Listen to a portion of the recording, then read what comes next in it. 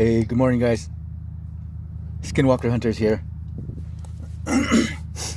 I wanted to finish the videos. Obviously, I can't finish the videos in the Explorer no more because like those freaks are just not gonna relent. You know what I mean? I think they know like once they start vocalizing, I get so excited and want to catch some evidence that I abandon everything I'm doing.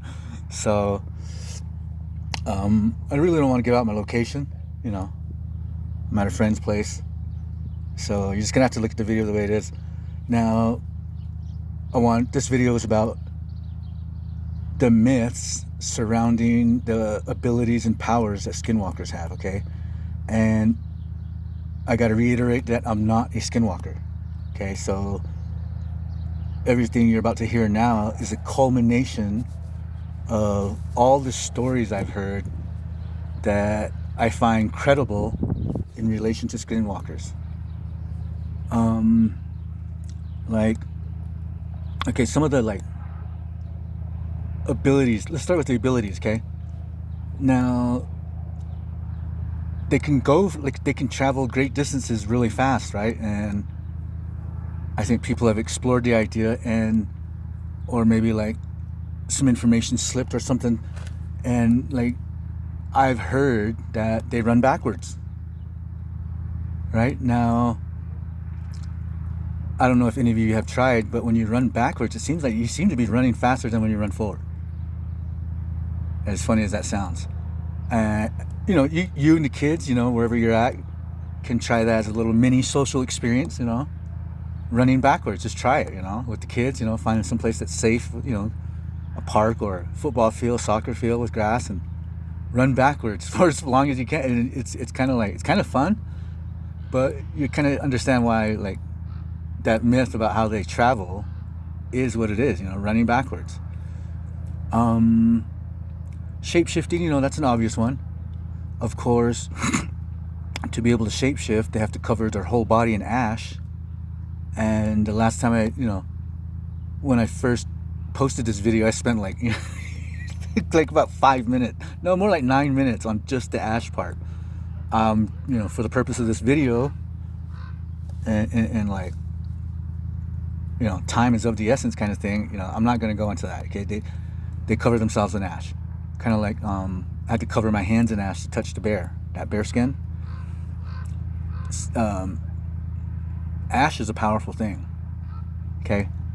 Like, if you took the ash, like, let's say like you and the family built a fire and you're like, you had like a really awesome, night, and the fire kept you warm, and it's almost like you didn't want to go to sleep. You guys just wanted to stay by the fire. That ash from that fire is very powerful. You could literally take that ash and create a circle of ash around your home with that ash, and you'll be protected. And I don't care what race you are, that will work. You'll have like this invisible shield that bars from all negativity from entering your lives and home. So, okay, now, what are the abilities? Kind of like a Bigfoot, they can make you freeze. I've heard stories where like a guy goes to shoot the weapon and it doesn't work, or they freeze up, they can't move. That's an ability they have that they use to their advantage. I don't know how it happens, but it happens. I've heard that story so many times that I find it a credible ability that they possess. They're able to be out in the dark, right? With no flashlight. It's freezing ass, right? And especially where like all those vocalizations you heard, that's like in Crystal, New Mexico, and we're like at what? Close to 8,000 feet at the house, and it's freezing. You know what I mean? Like where I'm at now, it's not. It's kind of like drizzling, light snow, and the wind's blowing. But it's not as cold as Crystal. I'll tell you that right now. So that like they're able to like withstand the cold. To me, that's an ability because I'm freezing butt right now. Using my friend's washer and dryer. Hopefully, when that stuff dries, I can put on my. I wear like 3 to 4 pairs of pants. 3 to 4 pairs of shirts, and then like a couple of hoodies, gloves, 3 pairs of socks, just to stay warm. Like I said, some of them are military trained, so maybe, they use that knowledge to keep themselves warm at night. What other abilities they have? They can travel, great distances in no time at all, right? They're all over the res, no time at all. They can... Let's go to the powers, okay? It's witchcraft, okay? It's not evil. Witchcraft. My little brother is the one that apprised me of that, and it's like, he's right. It's witchcraft. Now, one of the ways they witchcraft people is they'll take like garnets or pebbles or bone fragments that are located in places where tragedy occurred, right? And they'll put that garnet or whatever inside a flute type thing, or maybe even a bone, right? Now a bone's hollow. They'll spitball it at you. Get it? Kind of like a blow dart gun, or tube, I mean. And they're so sneaky about it that, they could be in like a public venue doing that to you and nobody would even see it. That's to me, that's a power and a skill right there. Fairy dust, that papaver somniferum, the opium, right? The heroin, that purple powder. That's the Skinwalker magic. It's powder. Right, and I call it fairy dust, right? They blow it in your face like in like the movies, and it paralyzes you, or you OD on it, or and it kind of gives them the mind control they need over you, puts you in the mindset to be witched. They put stuff into the ground to witch you. That when you go see a medicine man and they know for a fact you're being witched, they'll go to your property and have a ceremony done, and more than likely they'll, everybody's inside the Hogan, they'll go out and dig shit up that was left there by Skinwalkers. What else? Singing, the chanting, right?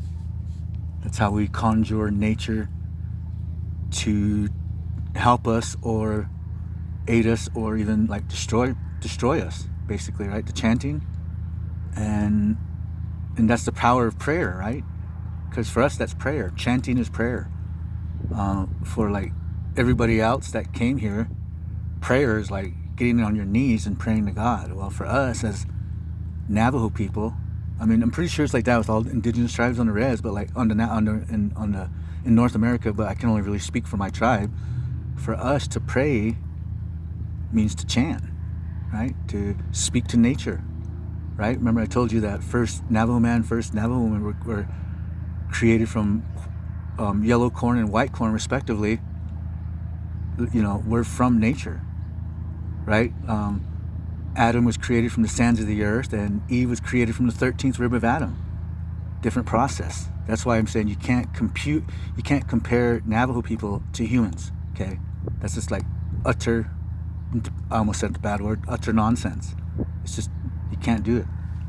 I mean, you can, but you're ignorant of the facts. You're jaded, and you've been colonized, basically. You refuse to hear anyone's opinion other than, the government or religions that have, right, that have brainwashed us. So, let's say they want to distract you, right? They'll have people chanting with a drum just out of earshot, right? Just enough for your ADHD to kick in and hear it, even though you don't notice you're hearing it. And, it puts you into a trance-like state for you to not see the Skinwalkers, even though they're right there on your property, in your face, doing stuff. And that's the power of chanting and singing. The stars, right? They bounce stuff off the stars and the moon. That's why, activity during a full moon is like at its peak, because they can, they can harness nature's power, whether it be good or evil, and take that power and bounce it off the moon so that it hits the individual that they want to target. And if there's no moon, then they use the stars. And do you see how that's just like pure hate? That's like real evil right there. To want to like be so vindictive and petty that you want to harness nature, which is so awesome. Nature's so awesome to us. You want to harness it and channel it through the stars because you can't go over there or whatever and get these guys still. You know what I mean? That's just like icky. Icky. What other powers they have?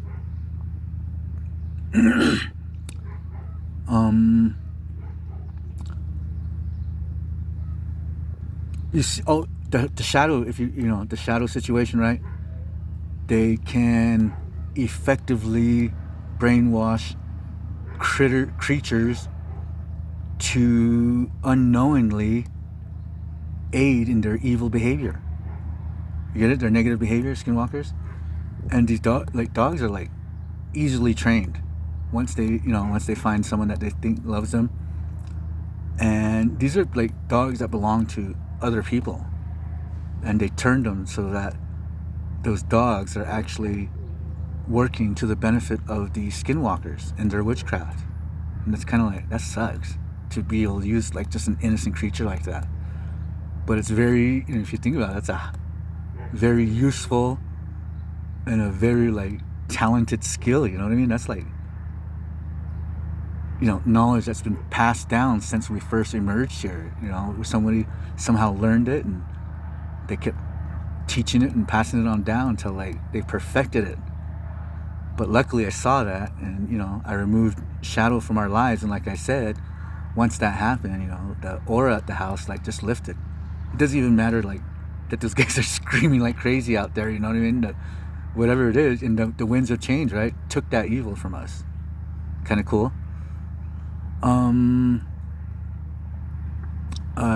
What other powers and abilities do they have?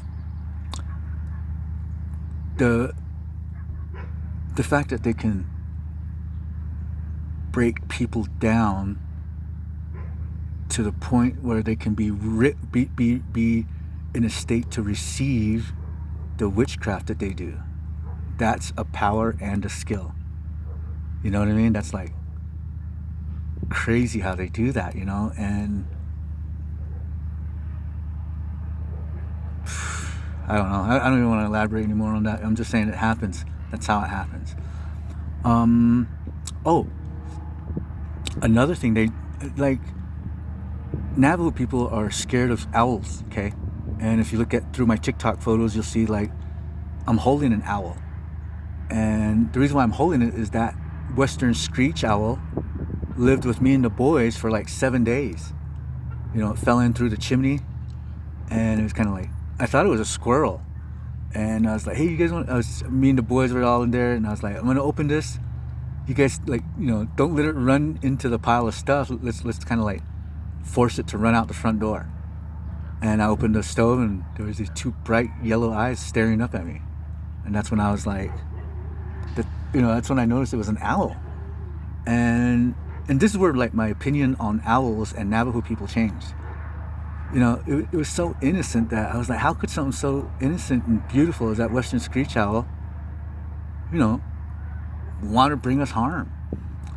So, and then like, I tried to, we left all the windows and doors open for like 7 days, or 6 nights and 7 days. And it never left. We'd be at the next house, and then in the evening I'd say, well, let's go see if we'd look everywhere. Cause we'd look lightly, and then it started to become like an issue, because western screech owls you can't hear them fly, and they will like pluck out your eyeball at night. And me and the boys were sleeping with that thing in the house like that, and the next morning we could see where it was flying above us from the dust prints that it was leaving on the ceiling. Scary, right? So we had to get rid of it. And when we went back before we went to sleep, and we couldn't find it, we assumed it left. The next morning it'd be perched right up on the lamp again. So, and nothing tragic was occurring. So I started to like research owls, And one interesting that stuck out to me was that kings and queens revere owls. They keep them as pets whenever possible, especially the rare ones, like a white spotted owl. That's like the rarest of all. I've seen one of those, a Pontiac basically. I've seen one of those before, and it's majestic, and it's fucking huge. But kings and queens would revere them, keep them as pets, because it gave them insight, right? The ability to see what's not readily seen, like what people are trying to hide. That's insight.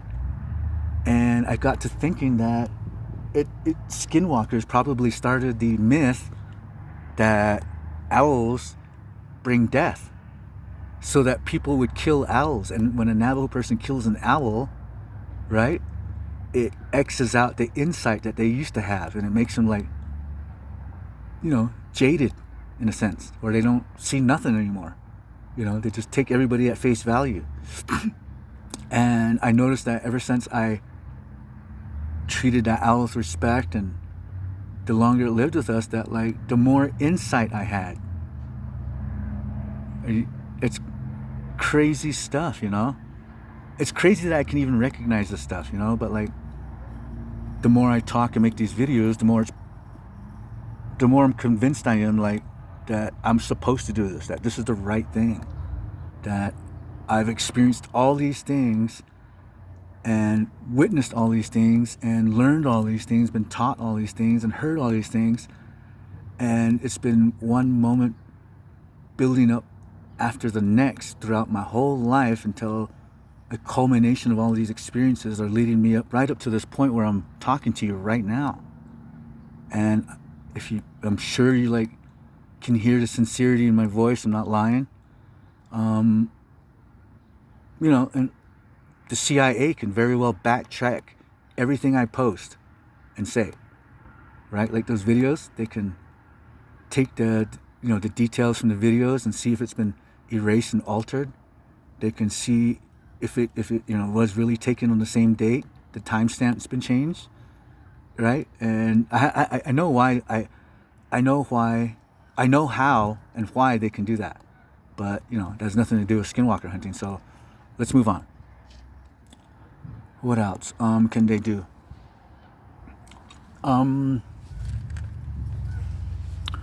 Let's see. They